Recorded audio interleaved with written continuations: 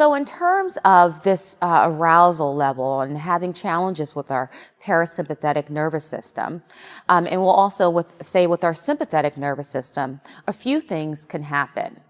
We can have over-responsiveness to sensory input.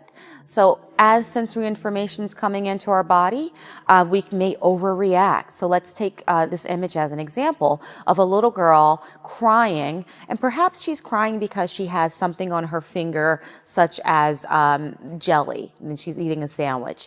And if this is her response to having that non-threatening stimulation on her fingers, then we would say that her system is overreacting or over-responding to that input.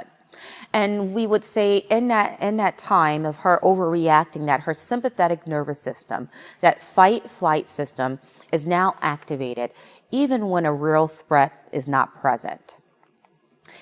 We may see a child not really respond to sensation. Their arousal may be low.